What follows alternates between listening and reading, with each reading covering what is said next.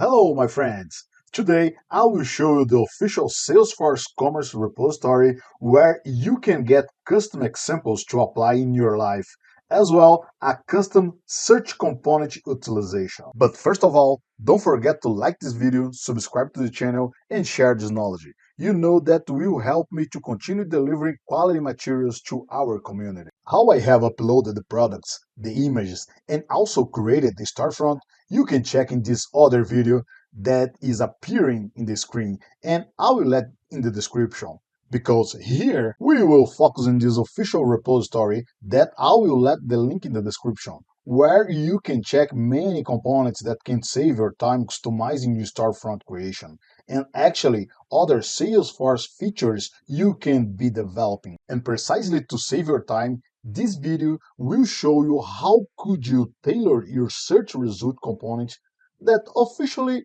you already have one example, but for instance, there is missing the filter component. As you can see, we already have some customizations in place, and I am not a real CSS man like someone I saw drawing a Mona Lisa picture just with CSS. But as I've learned with the Salesforce guys in 2019, when you do a presentation or POC, always bring a front-end guy with you. Here, I'm letting a simple example how could you leverage this possibility to apply your styles in the standard components. This is the out-of-the-box search result layout that I will replace for two main reasons. One, in normal conditions of temperature and degree, the customers will ask for customizations. Two, just to let you an example to help you when you need to do that. The example we will implement here will have the custom filter component and a custom possibility to customers switch between list view and grid view. Of course, each one of these functionalities will be applied on different levels. So let's remove this guy and get the other one already deployed here. Despite I'm still working on this custom approach to let everyone have fun, the official Salesforce repository is publicly available to everybody.